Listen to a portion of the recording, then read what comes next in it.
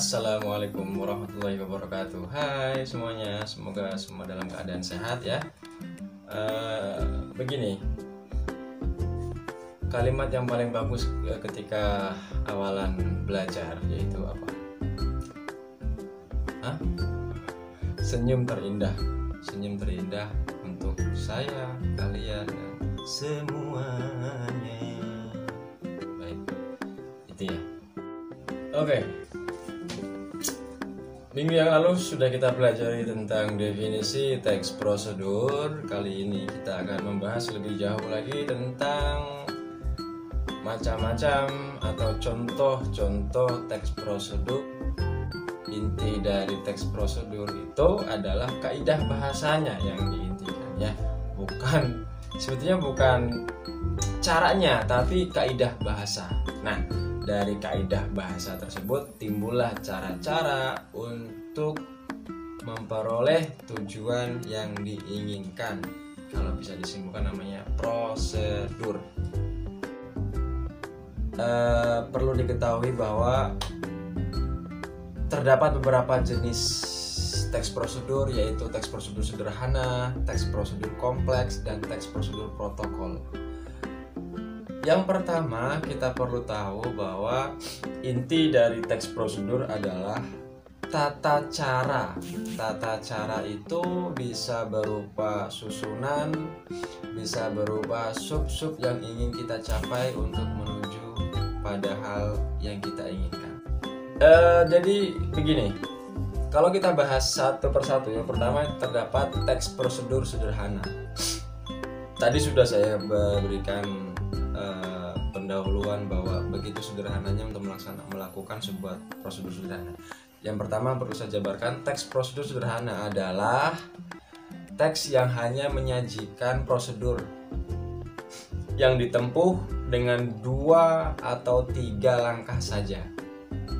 Contoh, prosedur teks sederhana seperti cara mengoperasikan setrika listrik, kemudian cara mematikan televisi, cara mengirimkan pesan melalui handphone, dan lain sebagainya. Langkah awal merupakan syarat untuk langkah selanjutnya. Untuk itu, 2-3 langkah sederhana pun tidak bisa berubah urutannya. Gampang lah saya kira bahwa yang pertama itu teks prosedur sederhana. Contoh kita ambil tadi yang sebagian saya sebutkan, kita ambil satu, yaitu prosedur mengirimkan pesan atau SMS. Di era sekarang gitu loh, jika ada siswa atau para pelajar maupun akademisi, baik mahasiswa atau yang lainnya, yang pertama itu kan kalau kita namanya orang, tentunya pasti kita mengetahui bahwa gadget itu semakin marak ya. Bahkan lebih rumit kita mengirimkan pesan lewat SMS kalau saya kira daripada mengirimkan pesan lewat WhatsApp atau WA. Jadi kalau kita tahu dalam handphone jadul dulu itu mengirimkan SMS cukup hanya dengan 1 bahkan sampai 3 urutan. Yang pertama pastinya kita apa? Yang pertama tentunya kita buka tombol yang berisikan pesan atau SMS atau image, kemudian kita tulis nama dan pesan yang kita akan sampaikan pada penerima, kemudian kita langsung send. Itu berapa kali tingkatan atau berapa kali urutan? Itu sebanyak 1-3 kali. Yaitu yang pertama kita pencet tombol pengiriman pesan atau SMS, image. Yang kedua yaitu kita tuliskan pesan kita kepada si penerima, kemudian kita langsung send. Jadi 3 kali. 1, 2, 3. Oke. Sangat mudah kan? Baik, kemudian yang berikutnya yaitu tentang teks prosedur protokol. Baik. Teks prosedur protokol adalah, perlu kita definisikan atau saya mungkin bisa jelaskan, yaitu jenis teks prosedur yang langkah kerjanya tidak terlalu ketat. Atau dengan kata lain, langkah kerja pada teks protokol dapat diubah. Langkah-langkahnya tersebut tidak harus dilakukan secara urut, karena tidak saling berkaitan.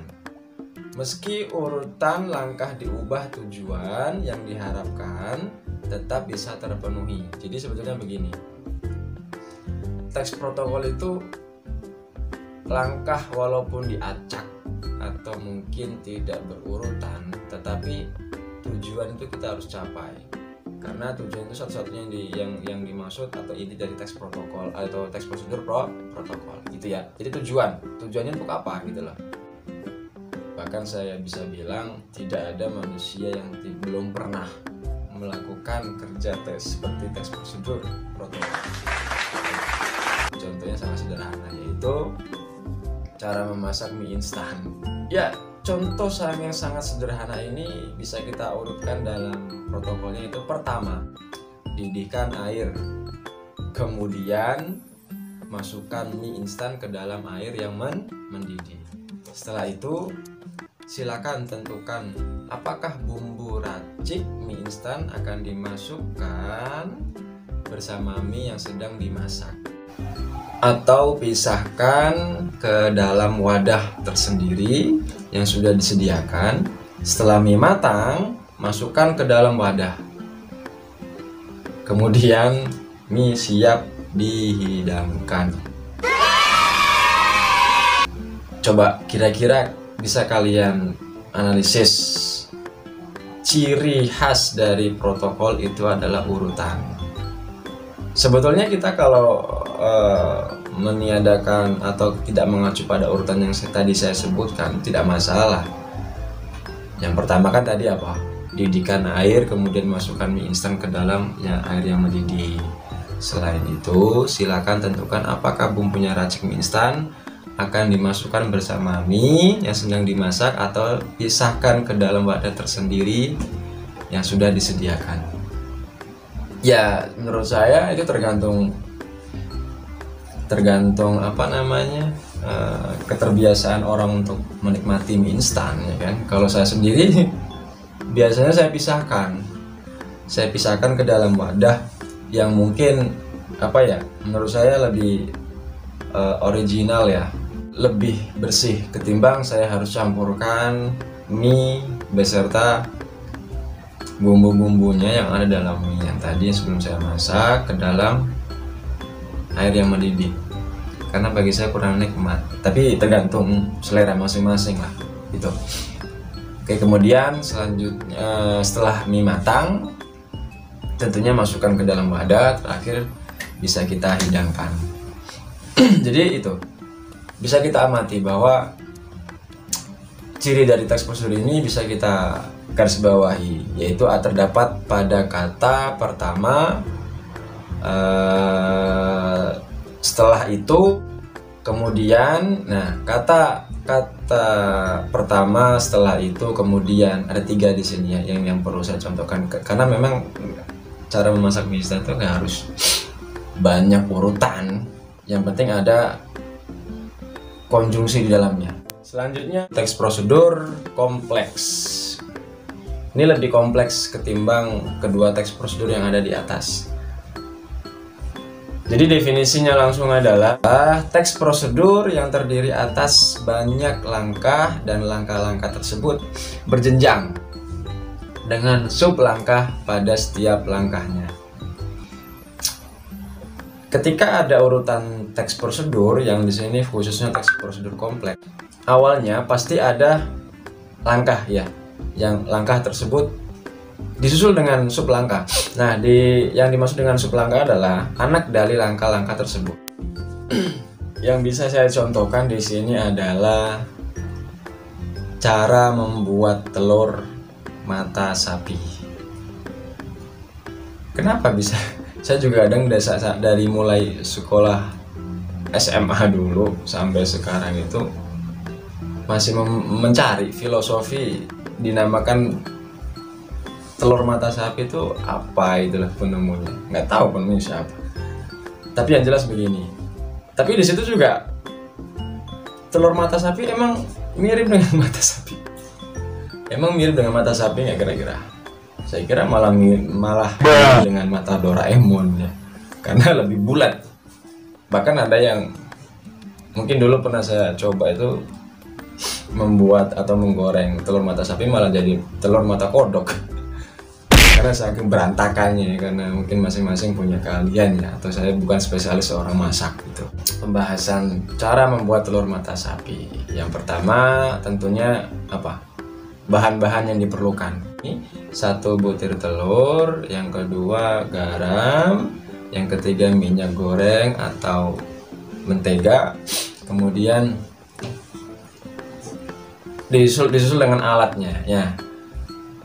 Yang perlu diketahui, yang pertama dari mulai bahan-bahan, yaitu yang ada urutannya ya. Pertama dirincikan yaitu 1 butir telur, 2 garam, kemudian minyak goreng atau mentega. Setelah bahan-bahan apa? Ya. Kemudian disusul dengan alat yang diperlukan untuk menggoreng itu tentunya apa? Kompor. Yang kedua wajan atau teflon. Yang ketiga spatula. Yang keempat mungkin ada apa ya? Ya tentunya piring ya, piring. Jadi ada 4 ya di alat tersebut. Yang pertama saya ulangi lagi, kompor. Kedua wajan atau teflon. Yang ketiga spatula dan piring. Tadi udah ada 2 sup tuh.